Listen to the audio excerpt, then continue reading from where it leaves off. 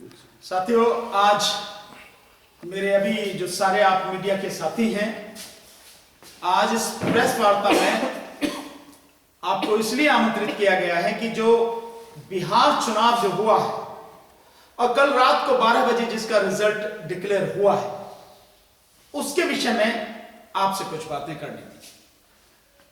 देखिए, बिहार चुनाव जो हुआ है, चुनाव में जो मुद्दे थे और चुनाव में जिस तरह से विशेषकर आरजेडी के साथ, तेजस्वी यादव के साथ जन सैलाब था, मैं उसे जनसमूह नहीं कहूंगा, वो जन सैलाब था। और सैलाब भर के लाया नहीं जाता, सैलाब अपने आप आता है। तो जनता की इतनी भारी उपस्थिति जो थी, आपने देखा होगा जो ग्राउंड थे, उनके आसपास जो बिल्डिंगें थी, उन पर भी लोग जबरदस्त तरीके से खड़े हुए थे। इतनी भारी भीड़ थी और वो लाई नहीं गई थी खरीद कर, किराए पर नहीं लाई गई थी, ढोई नहीं थी। वो लोग अपने आप आए थे क्योंकि वो बिहार में बदलाव चाहते हैं और बिहार में वो बदलाव के लिए तेजस्वी यादव को, आरजेडी को, ये यूं कहें कि महागठबंधन की सरकार देखना चाहते थे। और किसी भी हालत में बीजेपी और जेडीयू की सरकार उन्हें बर्दाश्त नहीं थी, जिसने पिछले 5 साल में बिहार की स्थिति को बद से बदतर कर दिया था। लेकिन उस सबके बाद जो रिजल्ट आया है, वो रिजल्ट मेरी ही नहीं, सभी लोगों की आशा के विपरीत है। यानी जो जमीन पर दिख रहा था, जो जनसैलाब, जो जनसमूहता, वो जनमत जो था, जो बदलाव की एक लहर थी, उसका पता ही नहीं लगा कहां गई। क्या ये अपने आप हो गया है? क्या वाकई में कोई साइलेंट अंडर करंट चल रहा था? नहीं, किसी कीमत पर नहीं, ऐसा बिल्कुल नहीं था। कोई अंडर करंट बीजेपी के या जेडीयू के पक्ष में नहीं था, नीतीश कुमार के पक्ष में नहीं था। बिल्कुल साफ था, शीशे की तरह साफ था कि बीजेपी और जेडीयू की जो सरकार है, इनका जो गठबंधन है एनडीए, उसको पूरी तरह से सत्ता से बाहर करने के लिए जो बिहार की जनता है उसने मन बना लिया था। क्या वो मुद्दे जो बिहार की जनता के सामने इस चुनाव में थे खत्म हो गए? नहीं, कभी खत्म नहीं हुए। और उन मुद्दों का उतना ही महत्व था, उतना ही महत्व आज है। और जब तक वो मुद्दे खत्म नहीं होंगे, उतना ही महत्व रहेगा। चाहे वो शिक्षा का मुद्दा रहा, और इन सबसे बढ़ के जो बेरोजगारी का मुद्दा है, वो जबरदस्त मुद्दा था। और इसी पर जाति, धर्म, संप्रदाय की सारी बातों को दरकिनार करके बिहार की जनता ने तेजस्वी यादव को जबरदस्त तरीके से अपनी सपोर्ट दी। लेकिन परिणाम बिल्कुल उसके उलट है। और परिणाम आप देखेंगे, कैलकुलेट भी करेंगे तो वो भी एक बड़ा अजीब चमत्कार है। आरजेडी को 5% ज्यादा वोट मिला, 5% ज्यादा वोट मिला, उसकी सीटें 5 कम हो गई। सीटें कम हो गई आरजेडी की, 75 हो गई, पहले 80 थी। जो कांग्रेस है, कांग्रेस को ज्यादा परसेंटेज वोट मिला है, 4-5% उसका वोट बढ़ा है, उसकी सीटें कम हो गई। उसकी सीटें पहले से 8 सीटें कम हो गई। और दूसरी तरफ अगर आप देखें, बीजेपी को 5% वोट कम मिला है, लेकिन उसकी सीटें बढ़ गई, करीब 20 सीटें उसकी बढ़ गई। बहुत अजीब सा एक तमाशा है। इस आपकी वोटिंग परसेंटेज कम जा रही है, सीटें आपकी बढ़ गई। ठीक इसी तरह से नीतीश कुमार की 1% वोट कम हुई, लेकिन उसकी सीटें कम हो गई, करीब 20 के आसपास, 30 के आसपास उसकी सीटें कम हो गई। बड़ा अजीब सा समीकरण है। तो ये जो घालमेल हुआ है, ये निश्चित रूप से free, fair and transparent election नहीं है। निष्पक्ष, पारदर्शी और स्वच्छ इलेक्शन ये नहीं है। ये बेईमानी का इलेक्शन है। और भारतीय जनता पार्टी और जेडीयू की सरकार जो बनने अब जा रही है, या उन्हें जो ये सीटें मिली हैं, ये सरासर बेईमानी से मिली हुई सीटें हैं। और ये ईवीएम में धांधली कर कर जीती गई सीटें हैं। बिना इसके वहां जीत नहीं सकती थी। वो लोग केवल मुंह दिखाने के लिए नहीं आए थे। वो मुद्दे जो थे बिहार के, जैसे मैंने बताया, शिक्षा का मुद्दा था, जो सुरक्षा का मुद्दा था, बेरोजगारी का मुद्दा था, स्वास्थ्य का मुद्दा था, वहां की जो सड़क व्यवस्था अंदर की है उसका मुद्दा था, जो वहां पर शासन प्रशासन में करप्शन था उसका जो मुद्दा था, सारे मुद्दे थे, सारे मुद्दे हैं। लोग उनसे वाकई में इत्तेफाक रखते थे और उनके उन मुद्दों के साथ होके बीजेपी और जेडीयू के विरोध में थे और आरजेडी महागठबंधन जो था उसके पक्ष में थे। लेकिन नतीजों ने सब कुछ खत्म कर दिया।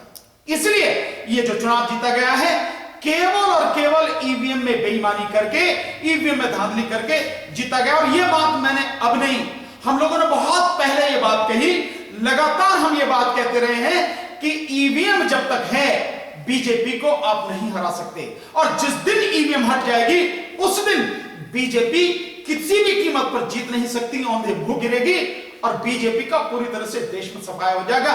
न केवल राज्यों में बल्कि केंद्र में भी बीजेपी और उसका गठबंधन 100 सीटें हासिल नहीं कर सकेगा। एडवोकेट भानु प्रताप जी, आपको रोकते हुए मैं जानना चाहूंगा, जिस तरीके के आप गंभीर आरोप भाजपा पे लगा रहे हैं, केंद्र सरकार पे लगा रहे हैं, क्या ऐसे पुख्ता सबूत अपने पास है कि बिहार में ईवीएम हैक करके इन्होंने अपनी सरकार बनाई है? देखिए, इसको आप थोड़ा सा आप समझिए, ईवीएम हैक नहीं होती जी, हैक नहीं होती है, लेकिन ईवीएम मैनेज होती है, क्योंकि उसके अंदर जो चिप लगी हुई है, वो चिप जो है, उस चिप में जो प्रोग्राम आप फीड कर देंगे वो होगा। और आप जाने, मैंने बहुत पहले बात कहा है, जब हमने ईवीएम का जबरदस्त आंदोलन लगातार करते आ रहे हैं, राष्ट्रपति महोदय को हमने जब 4 ज्ञापन दिए, उसमें मैंने लिखा, बाकायदा लिखा है कि ईवीएम जो मशीन में जो चिप लगती है, इलेक्शन कमीशन कहता है कि ये ओटीपी वन टाइम प्रोग्रामिंग वाली है, लेकिन बाद में जब आरटीआई से जानकारी मांगी गई और आरटीआई के माध्यम से कहा नहीं, ये वन टाइम नहीं, ये बार बार जो है इसकी रीप्रोग्रामिंग हो सकती है। तो निश्चित रूप से उसकी रीप्रोग्रामिंग हुई है। और रही इसकी सबूत की बात, ये सब कुछ शीशे की तरह साफ है।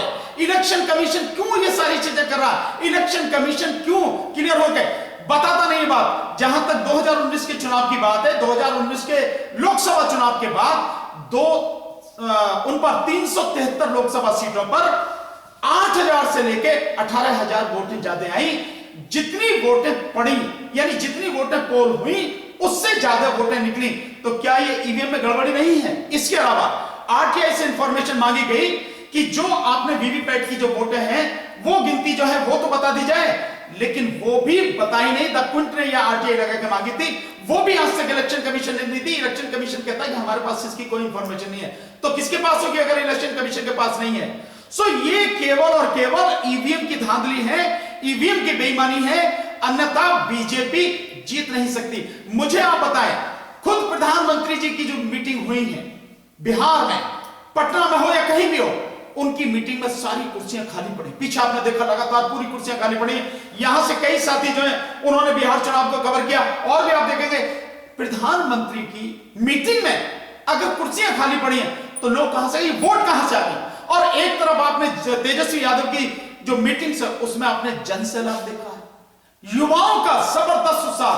केवल एमवाई समीकरण नहीं, जाति धर्म संप्रदाय को बिल्कुल उनके सारे बंधनों को तोड़कर जो वहां का युवा था, हर जाति हर धर्म का, उसने तेजस्वी यादव के साथ खड़े होकर महागठबंधन को सपोर्ट किया, उसको वोट दिया। तो फिर ऐसे कैसे हुआ?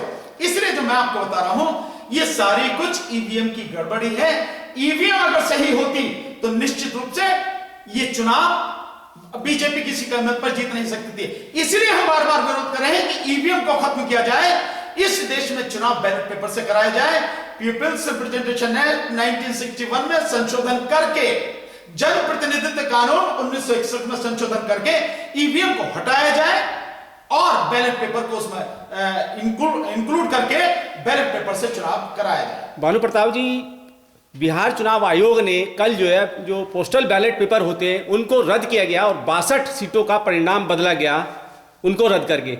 मनोज झा जी उसको मीडिया में पूरी तरीके से उछाल लें, लेकिन उस बात को सुनवाई नहीं हो रही। आप क्या इस बारे में कहना चाहेंगे? नहीं, जब मीडिया में अगर कोई उछालने के बाद भी, मीडिया को देने के बाद भी, जब इलेक्शन कमीशन कोई कार्रवाई नहीं कर रहा, मैंने बहुत पहली बार कहा, आप सारे लोग इस बात के गवाह हैं, एक बार नहीं मंच से जब भी मैंने बात कही है, इलेक्शन कमीशन बेमान है, बिका हुआ है, गुलाम है। अंततः अगर इलेक्शन कमीशन ईमानदार होता तो ये सब कुछ होता ही नहीं, गड़बड़ी हो ही नहीं सकती थी। इस धांधली में, इस गड़बड़ी में इलेक्शन कमीशन शामिल है। और जब मनोज झा जी ये बात कह रहे हैं तो क्यों कह रहे हैं मनोज झा जी? मीडिया से कह दिया आपने इलेक्शन कमीशन नहीं सुना तो सड़क पे क्यों नहीं उतरते हैं, जन आंदोलन क्यों नहीं करते हैं? इतना जनबल उनके साथ में है, बिहार की जनता उनके साथ में है, जन सैलाब उनके साथ में है, तो फिर सड़क पर क्यों नहीं उतरते हैं?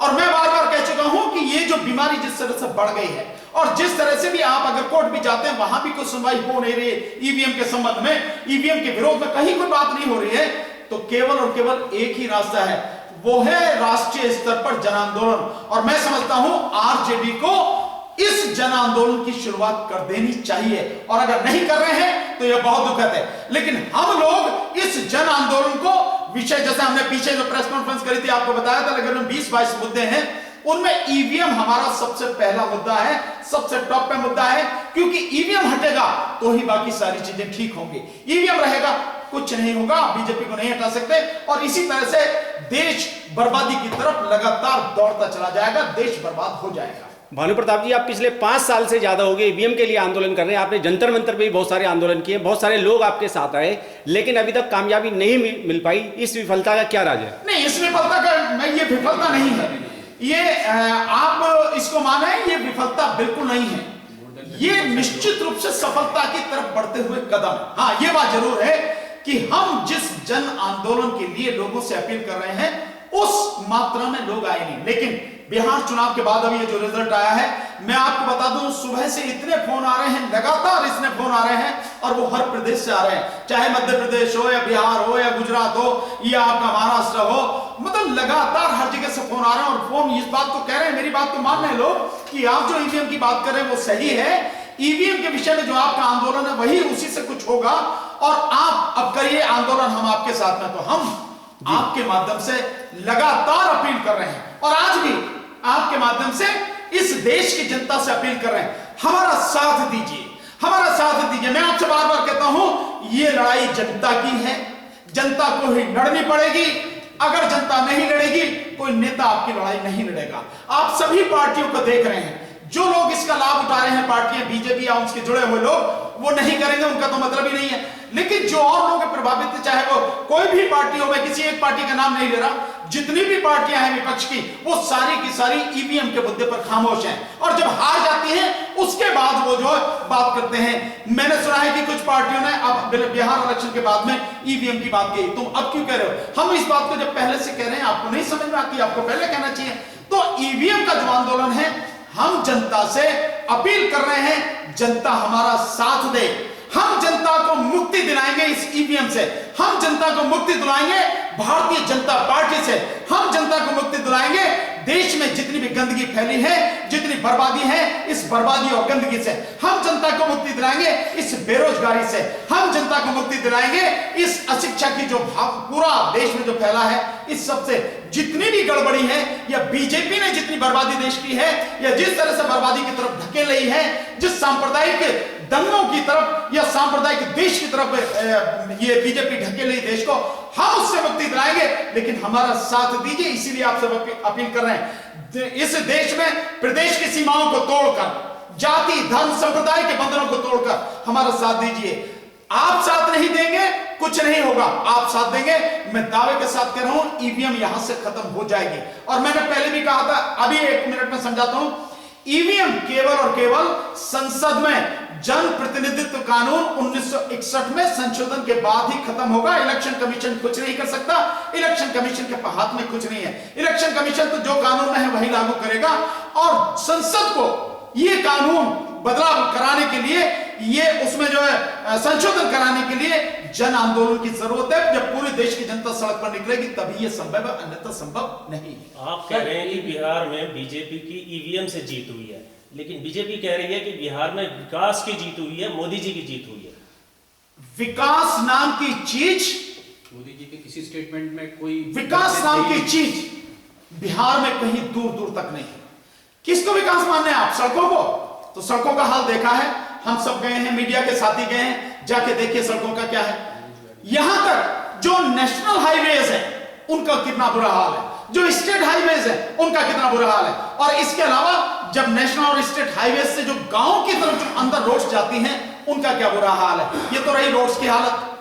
गंदगी में बिहार सबसे पीछे है, और पटना बिहार की राजधानी सरकार, इसी सरकार ने जो स्वच्छता जो आंदोलन जो कर रही है उसके विषय में जो सब लोगों को पुरस्कार दिए अलग अलग प्रदेश को, शहरों को, तो पटना सबसे गंदा शहर। इसके अलावा वहां पर बेरोजगारी चरम पर है।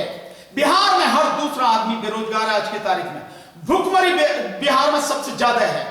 जो अस्पतालों की हालत है वो बिहार में सबसे बुरी हालत में है। महिलाओं की स्थिति सबसे बुरी हालत में। तब आप क्या करेंगे? किस चीज को विकास बोलते हैं? क्या है विकास का नाम? मैं समझता हूं विकास में शिक्षा, स्वास्थ्य, रोजगार, सुरक्षा, ये सारी चीज होनी चाहिए। इंडस्ट्री नाम की कोई चीज नहीं है। रही किसानों की स्थिति, तो मैंने बता दिया, किसानों का धान जो सरकारी रेट है 1868 रुपए, उन्हें 1100-1200 रुपए में बेचना पड़ रहा, 1300 रुपए में बेचना पड़ रहा। एमएसपी है ये सरकार द्वारा निश्चित की हुई, 1850 रुपए एमएसपी है मक्का का, किसान से 1100-1200 रुपए ली जा रही है। क्या है विकास? क्या इसे विकास कहेंगे? या केवल मोदी जी के जो मन में आता है और मोदी जी जो कह देते हैं, मोदी जी के शब्द ही विकास है? निश्चित रूप से झूठ बोलने में मोदी जी का जितना विकास झूठ बोलने में किया है, इतना किसी में नहीं किया। सो धरती पर कोई विकास नहीं है। अगर विकास होता तो जो जनसैलाब आरजेडी की मीटिंग में, तेजस्वी यादव की मीटिंग में दिखा, वो नहीं दिखता। ये सब कुछ झूठ है और झूठ फैलाया जा रहा है। सर, पॉलिटिकल एनालिस्ट का कहना है ईवीएम तो एक मुद्दा आपने लिया है, लेकिन दूसरा ये कहना है कि स्ट्रेटजीज की कमी थी, कांग्रेस को 70 सीटें देना महागठबंधन की हार है। और दूसरा साथ ही उनका ये भी कहना है कि ये सीट के अलावा चिराग पासवान और ओवैसी की पार्टी ने जो वोट काटे हैं वो वोट थे, वो मेजोरिटी वोट उनकी थी जो आरजेडी के खाते में आने वाली सीट थी। देखिए मैं एक जी तो क्या ईवीएम के अलावा ये एक चीज है या ईवीएम ही का पूरा इस पर आपका सुझाव? देखिए मैं मान सकता हूं, लोग कह रहे हैं, एक पल को सोच लेते हैं, पर मुझे आप बताइए, सब कुछ होते हुए भी जिस स्ट्रेटेजी की बात कर रहे हैं, उस सब के होते हुए भी जितना जन सैलाब तेजस्वी यादव की मीटिंग्स में था, क्या आप उसे या कोई भी, आप मैं या कोई भी इस दुनिया में उसे नकार सकता है क्या? वो जन सैलाब जो था वो अपने आप आए थे, लोग उन मुद्दों से प्रभावित होकर आए थे जो जनता के मुद्दे थे, जिनसे वो रोज रूबरू होते हैं। बेरोजगार का मुद्दा, शिक्षा का मुद्दा, उस सारे के सारे वो मुद्दे थे ना, उनसे जो सहमत होकर ही वो लोग आए थे ना। तो जन सैलाब जो उमड़ा भी उसमें, उससे तो कहीं नहीं लगता कि स्ट्रेटेजी की कमी थी। जब व्यक्ति हार जाता है या व्यक्ति को हरा दिया जाता है, फिर आप अपनी बेईमानी को साबित करने के लिए आप चाहे जो गढ़ लें कि साहब ये स्ट्रेटेजी की कमी थी या उसकी कमी थी या उसकी कमी थी, ये सब कहने की बातें हैं। कमी कुछ नहीं थी, कमी अगर थी तो वो सिर्फ और सिर्फ ईवीएम की थी। मैं आज कहता हूं, जो लोग इस बात को कहते हैं, सच का पता लग जाएगा कि क्या सच है। ईवीएम को हटा के, अभी चुनाव हुआ है ना, अभी आपको जीत मिली है बीजेपी को और जेडीयू को, आप इस चुनाव को ईवीएम से उससे करा लीजिए, बैलेट पेपर से करा लीजिए। आप बैलेट पेपर से चुनाव करा के दूध का दूध पानी का पानी हो जाएगा। अभी सामने ऐसा नहीं है, ये स्ट्रेटेजी नहीं है। हो सकता है कि अगर इससे कोई फर्क पड़ सकता था, लेकिन उससे भी कहीं ज्यादा है कि जब बेईमानी ही करनी है और जब सोच ही रखिए। और मैंने पहले बताया था कि बीजेपी ने सोच रखा है इस बार बिहार में सरकार बनाने के लिए, और उसके लिए जो ठीक लगेगा वो करेगी, और वही उसने किया। नीतीश कुमार को उसने जो राजनीतिक रूप से एक तरह से लगभग खत्म कर दिया, ठिकाने लगा दिए कि हुआ नहीं हुआ। जब उसकी 1% वोट कटी है, कम हुई है, और उसमें 30 सीटें उसकी कम हो गई, और बीजेपी की वोटें 5% कम हुई, लेकिन उसकी सीटें बढ़ गई 20 से 25 सीटें। कैसे? सिर्फ और सिर्फ ईवीएम का सब सारा मामला है और कुछ नहीं है। भानु प्रताप जी, जिस तरीके से अभी अमेरिका का चुनाव हुआ है, तेजस्वी मैक्सिमम सीटें आरजेडी ने अपनी जीती हैं। जो अगर हम स्ट्राइक रेट देखें तो आरजेडी का बहुत अच्छा है। अगर कहीं सीटों की जो कमी रही है, 70 में से सिर्फ 19 सीटें कांग्रेस जीत पाई है, और उसी ने, लेफ्ट का भी अच्छा है सर, उसी ने महागठबंधन को सत्ता पर काबिज होने से रोका है। ये भी आप ये सारी चीजें मन को बहलावे की हैं और कुछ नहीं है। जिस दिन इस देश में आप बीजेपी की और आरएसएस की राजनीतिक स्ट्रेटेजी, कूटनीति आप समझ जाएंगे, उस दिन आप राजनीति में कभी मार नहीं खाएंगे। मैं मानता हूं। देखिए, एक नया व्यक्ति होते हुए भी तेजस्वी यादव ने बहुत जबरदस्त तरीके से काम किया, और भीड़ उसका सब कुछ नतीजा है। मैं खुद घूमा हूं, मैं खुद गया हूं बिहार में, मैंने देखा। आप लोगों से पूछिए जाकर, लोगों ने कहा हुआ कि सबने तय कर लिया है सारी चीजें एक तरफ, लेकिन इस बार महागठबंधन को, आरजेडी को वोट देनी, ये सारा जमीन पे है। अब इसको आप कैलकुलेट जैसे चाहो आप कर लो, वो हर किसी की अपनी कैलकुलेशन है। लेकिन मैं, क्योंकि जमीन पे मैंने देखा, इसलिए मैं नहीं मानता इस सारी चीजों को। आप जन सैलाब की बात कर रहे हैं, क्या वो जब नतीजे जो आ रहे हैं, तो ऐसा नहीं लगता कि वो बोर्ड में कन्वर्ट नहीं हुआ जन सैलाब? तो वो पागल थे क्या? जिस जन सैलाब की बात कर रहे हो कि वो वोट में कन्वर्ट नहीं, मतलब उनका तो साइलेंट भी वोट में कन्वर्ट हो गया बीजेपी का, और उनका मुखर होकर बाहर निकल के आ रहा है, वो वोट में कन्वर्ट नहीं हो। तो सर यूपी में भी 2017 ये 2017 में जो कुछ हुआ, बेईमानी से जीती। जो ये बीजेपी उत्तर प्रदेश में जो चुनाव जीती बेईमानी से जीती, ईवीएम में गड़बड़ी करके जीती। मैं दावे के साथ कह रहा हूं आज चुनाव करा लिए बीजेपी का पत्ता साफ हो जाएगा। बीजेपी बहुत टारगेट करके बहुत तरीके से इस सारी चीज को मैनेज करती है, आप इस बात को मानिए। अच्छा चलिए एक बात बताइए कि जब बीजेपी को इतना ही है कि वो हर जगह जीतती रही है, लोग उसके साथ में हैं, साइलेंट वोटर उसके साथ में है, ईवीएम से क्यों कराती है चुनाव? बंद करें इसको, ईवीएम को बंद कर दे, वो बैलेट पेपर से चुनाव कराए। जब अमेरिका जैसे देश में दुनिया के सबसे कहां हो जाते हैं बैलेट पेपर बहुत लूट जाते हैं, और यहां तो इलेक्शन लूट लिया। आपको एक या दो चार बूथ लूटने से लगता है कि बैलेट पेपर लूट जाते हैं, या तो पूरा इलेक्शन लूट लिया और उसमें आपको पता भी नहीं लगती कैसे लूट लिया जाता है। आप उसे मतलब सही तो बैलेट पेपर से सर क्या नहीं देखिए, एक जो बैलेट पेपर से गड़बड़ी की बात है, बैलेट पेपर में गड़बड़ी इतनी नहीं होती जितना आप समझ रहे हैं। ये सिर्फ एक भ्रम है ईवीएम को बनाए रखने के लिए। अमेरिका जो सबसे शक्तिशाली देश है जिन्होंने ईवीएम बनाया, अभी राष्ट्रपति का चुनाव हुआ है वहां पे, और इतनी बड़ी संख्या में वहां पे वोट पड़े, 20 करोड़ वहां के वोटर हैं, उन्होंने जो है बैलेट पेपर से चुनाव कराया। अमेरिका की भारत से तुलना नहीं कर सकते। क्यों नहीं कर सकते? वहां कितनी आबादी, यहाँ कितनी, उनके पास क्या संसाधन, इससे क्या फर्क पड़ता है भाई? वहां की आबादी 32-33 करोड़ है और उसमें से तकरीबन 20 करोड़ लोग वोटर हैं। उन 20 करोड़ में से मैं 20 करोड़ लोगों ने शायद वोट दिया है। वहां की स्थिति जब वो लोग ईवीएम से चुनाव नहीं करा के बैलेट पेपर से करा सकते तो भारत में क्यों नहीं? सर क्या भारतीय जनता पार्टी जहां भी चुनाव होता है उससे पहले डिक्लेयर कर देता है कि भाई हम इतनी सीटें लेके आ रहे हैं, तो उस समय नहीं सोचना चाहिए पार्टियों को? क्वेश्चन का जवाब दूं। इन्होंने जो पूछा कि उन्होंने मनु मीडिया ने इलेक्शन के रिजल्ट को आउट होने से पहले एक भ्रम फैलाया गया। देखिए बहुत सारे लोग इस चीज को नहीं समझ पाते। मनु मीडिया ने भ्रम फैलाया गया कि जरूरी नहीं है कि तेजस्वी यादव के प्रोग्राम में जितनी भीड़ आ रही है वो कैश कन्वर्ट होगी, वोट में कन्वर्ट होगी। ये भ्रम पहले ही फैलाया गया जिससे आने वाले रिजल्ट के बाद लोगों का माइंड डाइवर्ट हो सके कि ये वोट में कन्वर्ट भी हुआ। एक्चुअल में सच्चाई ये है कि वो वोट में कन्वर्ट हुआ और ईवीएम पे कोई चीज दोषी ना बने, इसके लिए उन्होंने ये भ्रम फैलाया गया। और ईवीएम का एग्जिट पोल में महागठबंधन जीत रहा था। हाँ, नहीं, ये डबल पॉलिसी है, ये मनु मीडिया की डबल पॉलिसी है। ये मनु मीडिया की, देखिए आप एक तरफ तो वहां दिखा रहे हैं, इवन जो वहां पे जो डिस्प्ले हो रहा था वो भी मिसमैच कर रहा था। जो डिस्प्ले हो रहा था कि 19 सीट पे अब बोल रहे हैं तब वो हाईलाइट दिखा रहे हैं महागठबंधन को, और जो डिस्प्ले हो रहा है उसमें कम दिखा रहे हैं। ये मीडिया मिसमैच करता है और लोगों को गुमराह करता है। सर चलते चलते अब क्या कहेंगे ईवीएम के लिए आप बताइए डॉक्टर साहब। नहीं, ईवीएम के लिए जो पिछले 5 साल से हमारी पार्टी जो बोलती आ रही है, हम उसी स्टैंड पे कायम हैं और आगे भी कायम रहेंगे। हम जो है अभी देखिए अब क्या कुछ बचा नहीं है।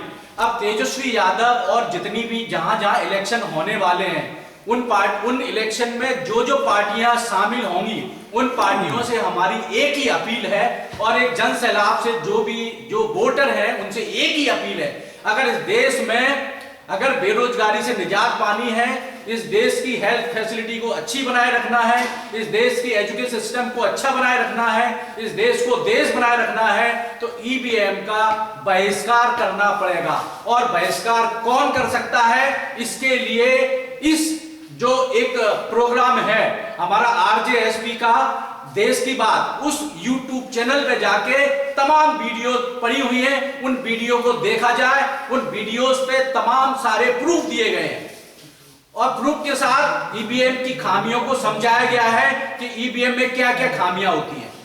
अच्छा राजेंद्र हिजम जी, अभी बंगाल चुनाव सर पे है और देश के गृह मंत्री अमित शाह जी कहते हैं कि हम 70% अपनी भागीदारी वहां बना के रहेंगे, तो क्या आपको लगता है कि इस बिहार जैसा भी वहां होगा? बिल्कुल, क्यों नहीं? ये तो ऑलरेडी अमित शाह ने बता दिया कि हम जो है ईवीएम से मैनेज करके बंगाल भी जीता जाएगा। बंगाल में जो है पहले शांति से, अभी बंगाल को भी एक तरीके से बॉइलिंग शुरू करवा दिया, यानी कि ये जो प्री इलेक्शन के वैक्यूम जो बना दिया गया, ये तो सबको समझना चाहिए।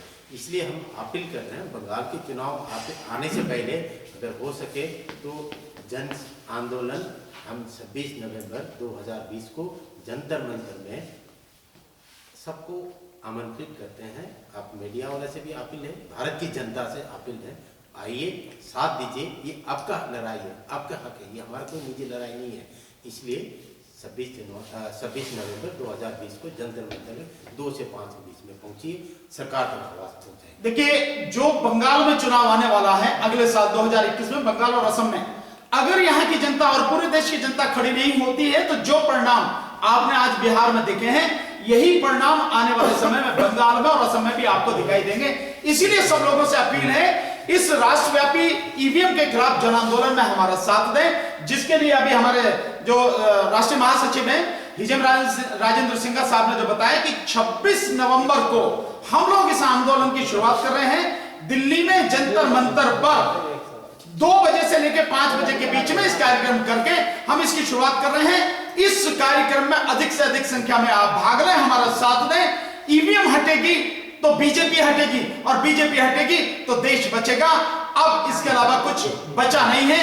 ये भारत की आजादी की दूसरी लड़ाई है, हमारा साथ दीजिए सभी को। मेरे डॉक्टर साहब से एक सवाल है सर, जो मीडिया है, जो हमारा राष्ट्रीय मीडिया है, एग्जिट पोल दिखाता है, जैसे यूपी में चुनाव हुआ था और ये लोकसभा का भी जो चुनाव हुआ था, तो बीजेपी की बहुत बढ़त दिखा रहा था, एग्जिट पोल जो दिखा रहा था, और उसी के नतीजे, उसी तरह से नतीजे आए। और जैसे बिहार में भी एग्जिट पोल दिखा रहा था कि तेजस्वी आगे जा रहा है, लेकिन नतीजे वहां उलट आए। ये मीडिया क्या मतलब लोगों को क्या देना चाहता है, क्या दिमाग? ये मनु मीडिया है। ये जैसे आरएसएस के कंसल्टेंट बैठ के स्ट्रेटजी तय करते हैं, ऐसे ही मनु मीडिया को भी सेट करते हैं कि आपको डिस्प्ले में लोगों को गुमराह करने के लिए क्या दिखाना है। और जब पब्लिक इनिशियली, मैं देख रहा था, मैं जनता के बीच में था जब इनिशियली स्टार्टिंग वोटिंग की हुई थी कल 10 बजे, जनता में उत्साह था कि गठबंधन जीत रहा है। उसके बाद देखिए धीरे धीरे धीरे मनु मीडिया उसको मैनेज करते लाया। इसमें एक और स्ट्रेटजी देखिए, अभी तक जितना भी अमित शाह जिसको चाणक्य कहते हैं, उसने अभी तक जितने भी प्रोग्राम किए उनमें विधायक को खरीदने की कोशिश की है। अब उन्होंने देखा, देखिए विधायक खरीदने में बहुत सारी बीजेपी की हाई टिकट होती है और बेइज्जती होती है।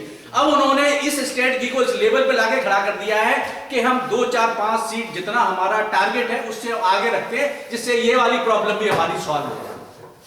तो ये मीडिया जो है, मनु मीडिया जनता को मिसगाइड करते रहता है, इसके अलावा और इसका कोई काम। लेकिन मनु मीडिया 2015 में फेल हो गया बिहार में, ये ध्यान होगा।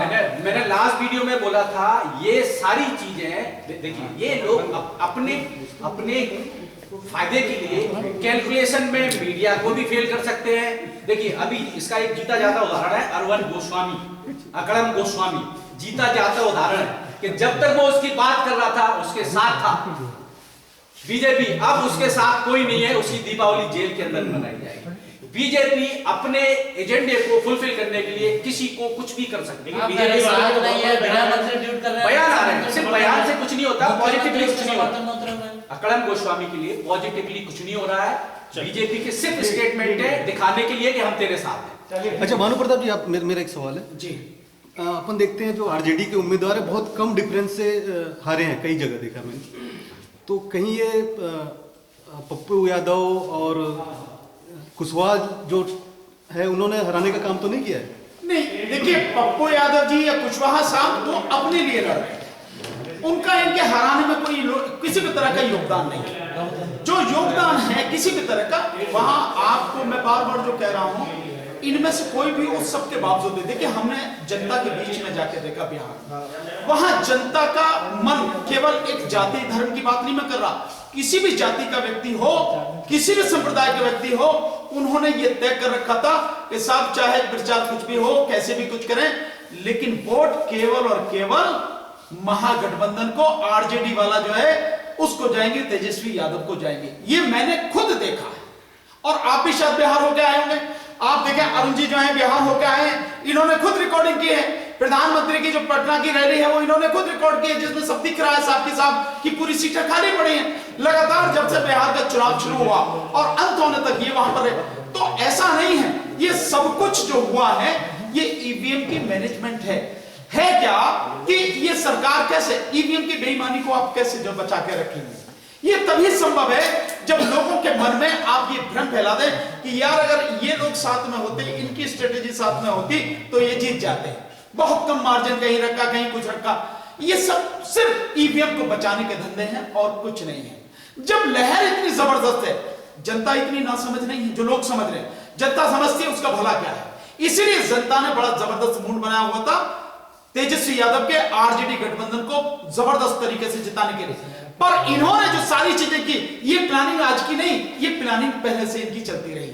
ये एक एक चीज करके, एक एक बात करके उसी तरह से भ्रम फैलाते रहे। अगर आप इसका एक उदाहरण देखें कि पहले चुनाव के बाद जो वो मसला आया पुलवामा का मसला क्यों लाएगा? ये सिर्फ इसलिए लाएगा, उन्हें मालूम है कि पुलवामा से वोट नहीं मिलेंगे, लेकिन इसलिए कि जब हम जीतेंगे ईवीएम के माध्यम से तो कैसे कि वो राष्ट्रभक्ति की वजह से लोगों का रुख जो है इस तरफ मुड़ गया। तो पहले चुनाव के बाद दूसरे चुनाव में ये सारे, और वो हिंदू वाली विशेषकर जो थर्ड फेज में हो इसलिए मुड़ गया। और इसलिए पश्चिम बंगाल में जाके जब ही हम जो चुनाव होना है थर्ड फेज का, तो अमित शाह पश्चिम बंगाल में जाके वही हिंदूवादी जो वो करते हैं वो सब करने लगे और वही सीए एनआरसी का मुद्दा उठाने लगे। जो योगी आदित्यनाथ है उत्तर प्रदेश के चीफ मिनिस्टर, इन्होंने भी वहां सीमांचल के इलाके में बात। तो ये सब कुछ ईवीएम पे किसी तरह से उंगली न उठ जाए उसको बचाने के लिए सारा जो है खेल किया गया है। सर एक सवाल, जिस दिन ईवीएम खत्म हो जाएगी, मैं आपको बार बार कह रहा हूं, जिस दिन ईवीएम खत्म हो जाएगी बीजेपी खत्म हो जाएगी। और किसी तरह से इस पे उंगली न उठे, किसी तरह से ईवीएम जो है किसी चक्कर में ना आए, तो उसलिए सारी चीजें करी जाती हैं। बीजेपी का जो थिंक टैंक है, मैं निश्चित रूप से उसकी दाद देना चाहूंगा। जिस रणनीति के साथ वो चलते हैं और जितनी अपनी बेईमानी को बचाने के लिए वो पूरी योजना बनाते हैं, वो वाकई जबरदस्त है। हमें उसको समझना पड़ेगा। सर एक सवाल ये है, जिस तरह से देखा गया कल जो है 119 सीटों पर महागठबंधन को विजय दिखाया गया था, जो इलेक्शन कमीशन की जो वेबसाइट है उसको लेकर जो आरजेडी ने आरोप लगा, आरजेडी ने आरोप इलेक्शन कमीशन पर लगा, ना कि ईवीएम पर। तो सवाल यह है, जब दोबारा काउंटिंग की गई तो कुछ सीटों पर जो है बीजेपी जीत गई, अगर ईवीएम में दोबारा काउंटिंग से कैसे जीत सकता है? अगर बैलेट पेपर का मामला है तो उसमें माना जा सकता है भाई कुछ वोटें खराब हो सकती है। Exactly. तो ईवीएम में कैसे हो सकता है कि दोबारा गिनती करने के बाद दूसरी पार्टी जीत जाए? मैं तो सिंपल कहता हूं, अगर ईवीएम में आपने 100 वोट डाली हैं, तो ना तो उसमें 99 निकल सकती, ना 101 निकल सकती, उसमें रिकाउंटिंग का 100 ही निकलेंगे। रिकाउंटिंग एक बार नहीं, आप 100 बार करा लीजिए, वो ही निकलेंगे। और अगर ये सब गड़बड़ी हो रही है तो साफ जाहिर है कि ईवीएम में गलत है। तो मैं इसको क्यों मानेगा? सामने ही है। इससे बड़ी और क्या होगी कि एक बार आप 119 में दिखा रहे हो आप, और उसके बाद दोबारा हुई तो दूसरी पार्टी जीत गया। और दूसरी पार्टी कौन सी है? बीजेपी है, और तो कोई है नहीं। और आपने एक चीज देखी होगी कि ईवीएम मशीन का जब भी बटन दबाया जाता, आपने कहीं सुना है कि ईवीएम मशीन में बटन दबाया तो वोट कांग्रेस को चली गई, आरजेडी को चली गई? जब भी बटन दबाएंगे बीजेपी को जाने की बात क्यों होती है कि एक बटन दबा रहे हैं तो 5 वोट बीजेपी को जा रही है? ये सारे वीडियो हुए ना, चले ना, सारा सब कुछ लोगों ने पूरी एविडेंस देखी ना। सर जो 5 वोटों वाला जो मामला है उसको लेकर बड़ा कंफ्यूजन है। अगर एक वोट डालेंगे 5 बीजेपी को जाएगी तो टोटल नंबर ऑफ वोट्स बढ़ जाएगी, तो मतलब पॉसिबल नहीं है। नहीं, मैं तो इस बात को नहीं जानता कि पॉसिबल है नहीं है। मैं सिर्फ इस बात को कह रहा हूं कि जब भी जिस दिन से ये ईवीएम है और बीजेपी इस सब का खेल कर रही है, आपने कभी देखा है कि बीजेपी जो ईवीएम मशीन का बटन दबाया जाए और बटन दबने के बाद में वोट बीजेपी के अलावा किसी को चली जाए? कहीं नहीं जाती ना। वोट जब भी बटन दबाओगे तो बीजेपी को ही जाती है। ये क्यों है? इसका मतलब साफ है कि कहीं ना कहीं ये गड़बड़ी है, और ये गड़बड़ी निश्चित रूप से है, ईवीएम में गड़बड़ी है। और इसको समझना चाहिए कि जिस देश की आधी से अधिक आबादी अनपढ़ है और पढ़े लिखे लोग भी ईवीएम को नहीं समझते कि वो कैसे वर्क करती है, उसका सिस्टम नहीं जानते, और सुप्रीम कोर्ट ने भी इस बात को एक्सेप्ट किया कि ईवीएम में ये गड़बड़ी है। बटन दबाने का मतलब ये नहीं कि आपने जिसको कैंडिडेट को या पार्टी को वोट देना चाहिए आपकी वोट उसी को गई, ऐसा कहीं भी नहीं है। तो फिर इसको खत्म क्यों नहीं किया जाता? अफसोस ये है कि उसके साथ में वीवीपैट जोड़ दी गई। वीवीपैट में भी बेईमानी होती है कि दिखता कुछ है और निकलता कुछ है। और हमने कई बार जंतर मंतर पर कई बार अलग अलग साथियों के माध्यम से ये डेमोन्स्ट्रेशन करके दिखाया है। वीवीपैट का डेमोन्स्ट्रेशन करके दिखाया, ईवीएम का हमने डेमोन्स्ट्रेशन करके दिखाया कि इसमें गड़बड़ी होती है। उस सब के बावजूद भी सर प्रधानमंत्री मोदी जी ने पहले जीत की बधाई दे दी थी, क्या वजह है? नहीं, उन्हें मालूम था भाई, वो तो कभी भी दे दे। उन्हें मालूम था कि बिहार में उनकी सरकार बनने जा रही है। जब सब कुछ अपने हाथ में है, जितनी वोट लेनी है, जितनी सीट लेनी है, जिस तरह से जीतना है, तो उसे पहले ही बताने में क्या दिक्कत है? तो उन्होंने पहले बताया, जिस तरह से लोकसभा चुनाव में बताया कि 300 से ज्यादा सीट आएंगी और जो एनडीए है उसकी 350 से ज्यादा वोट आएंगे। वही आया आंकड़ा, सारा सब कुछ यही है। इसको समझना पड़ेगा देश की जनता को कि ईवीएम में गड़बड़ी, इसके अलावा कोई गड़बड़ी नहीं है। डॉक्टर साहब, एक सवाल है मेरा आपसे। विपक्ष कुछ नहीं कह रहा ईवीएम के बारे में, क्या विपक्ष का है, क्या उसका बीजेपी का साथ दे रहा है? इसका हम हो सकता है एक अगले प्रोग्राम में खुलासा करें। अभी मैं एक शॉर्ट में बता देता हूं। 2019 में जो इलेक्शन हुआ था, लोकसभा का इलेक्शन हुआ था, तो क्विंट ने सिर्फ 7 सीट के लिए स्पेसिफाई 7 सीट के लिए क्लियरेशन मांगा था कि सर हम इसको जांच का, हमको इसका एक परमिशन दे दीजिए। तो आप जो बात कह रहे हैं कि इसमें कौन कौन सी पार्टी इन्वॉल्व है, विपक्ष काम करता है कि नहीं करता है? विपक्ष इसलिए काम नहीं करता, इन 7 की 7 सीट पे बीजेपी जीती थी, जबकि क्विंट न्यूज चैनल ने यह मांगा था कि हम ये 7 सीटों का वेरीफाई कराना चाहते हैं। तो 3 चुनाव आयोग के अधिकारियों के 3 अलग अलग आंसर थे। पहले चुनाव आयोग के अधिकारी का आंसर था कि हमने ये सारी सीटों को निपटा दिया। लैंग्वेज देखिए आप उसके चुनाव अधिकारी की, निपटाने का मतलब है हमने इनको खत्म कर दिया।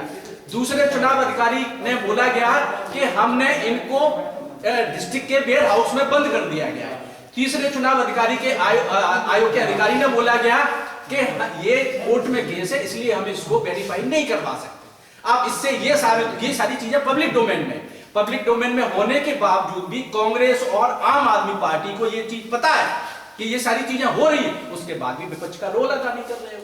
एक ये बहुत बड़ी चीज है, ये आपस में मिले हुए हैं सारे लोग। तो जनता ही विपक्ष है, जनता विपक्ष है। अब आज के टाइम पे कांग्रेस और आम आदमी पार्टी, इवन जो भी पार्टियां सत्ता का सुख भोग चुकी हैं, वो पार्टियां हम विपक्ष है, हम विपक्ष है, हम अपना रोल अदा कर रहे हैं, पिछले 5 साल से रोल अदा कर रहे हैं और हमें कितना सक्सेस मिला है ये आप लोग देख रहे हैं। अभी देश की मोर देन 60% पॉपुलेशन ईवीएम के बारे में खुल के बात करने लगी है। Okay, thank you.